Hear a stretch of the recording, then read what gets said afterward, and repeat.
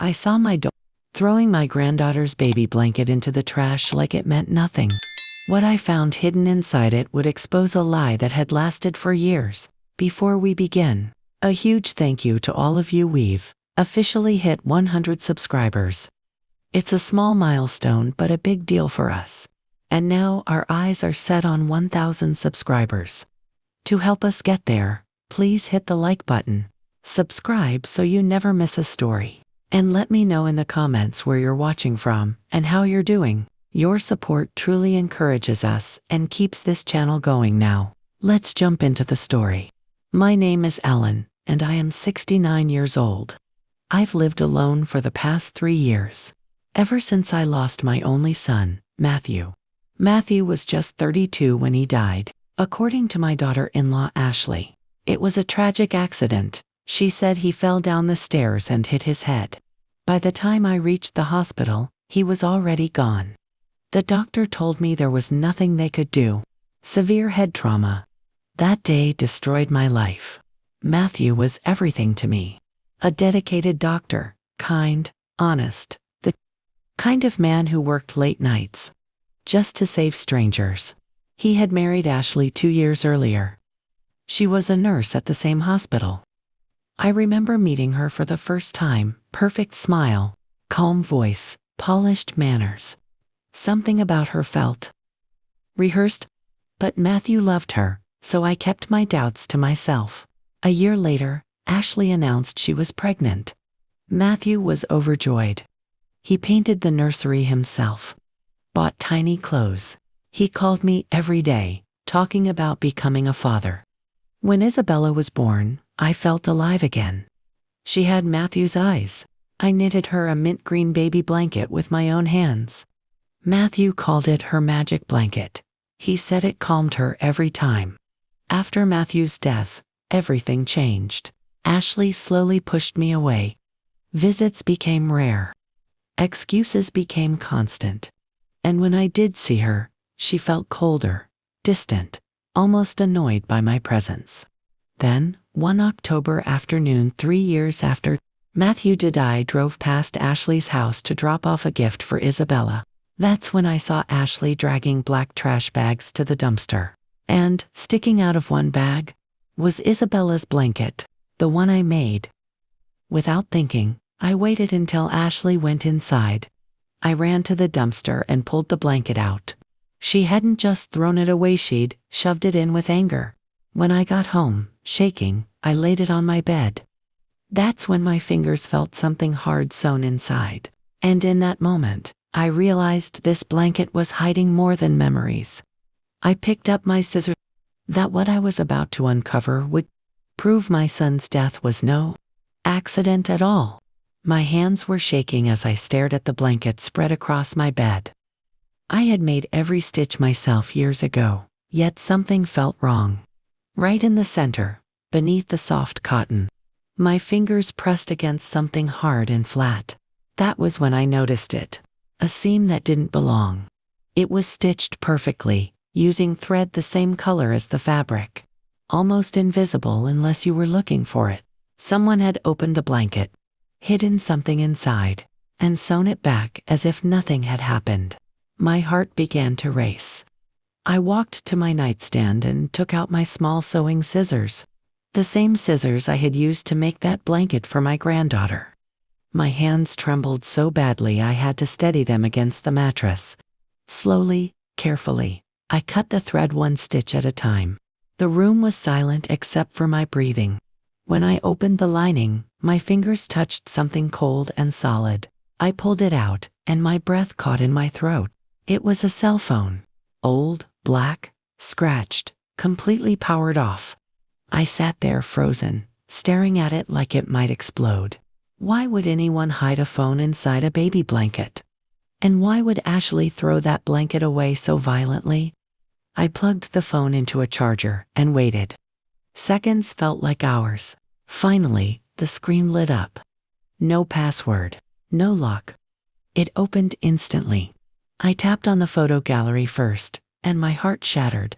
There were dozens of photos of Ashley, but she wasn't alone. She was with a man I had never seen before. They were smiling, hugging, kissing. Some photos were taken in hotel rooms, others on the beach. All of them looked intimate. And then I saw the dates. Every single photo was taken 4 years ago. Matthew was still alive. My son had been married, and his wife had been cheating on him. Tears blurred my vision, but I forced myself to keep going. I needed the truth, no matter how painful. I opened the messages. The contact name was saved as just one letter, H. The messages started out romantic, then desperate. Ashley wrote about feeling trapped, about hating her life, about Matthew being an obstacle. And then I saw the message that made my blood run cold. There has to be another way. I need him gone. I dropped the phone onto the bed. My chest felt tight. My breathing became shallow. I picked it up again, praying I had misunderstood. But the next messages were worse. If he wasn't here, we could be free. I talked to someone. They can help. The messages stopped 1 week before Matthew died. That's when I understood something terrifying. My son didn't fall down the stairs. As I opened the final app on that phone, I realized I was about to uncover proof that my son's death had been carefully planned. I didn't sleep that night. I sat on the edge of my bed with the phone in my hands, reading the messages again and again, hoping they would somehow change, hoping I had misunderstood, but every word stayed the same. By morning, my heart felt heavy, but my mind was clear. If Ashley had planned Matthew's death, then this phone wasn't just a secret, it was evidence. But I couldn't face this alone. At 6 in the morning, I called my neighbor and closest friend, Gloria. We had been friends for over 30 years. She knew me well enough to know I wasn't imagining things. When she arrived, I laid the blanket on the bed and showed her everything: the hidden phone, the photos, the messages. Gloria didn't speak for a long time. Then she looked at me with tears in her eyes and said, "Ellen, this is murder." We both knew what that meant. But before going to the police, we needed more answers. We needed to know who H was. Gloria suggested checking Ashley's social media. I opened my laptop and searched Ashley's profile. It was public. Her life looked perfect: smiling photos, family posts, comments from friends who had no idea who she really was. We filtered her friends list by names, starting with H. And then we saw him, Hugh Miller. The moment I opened his profile photo, my stomach dropped. It was the same man from the pictures on the phone. Same face, same smile. There was no doubt. Gloria leaned closer. "Do you know what this means?" I nodded. He wasn't just an affair. He was part of the plan. We needed more proof. That afternoon, I sent Ashley a message asking if I could visit Isabella.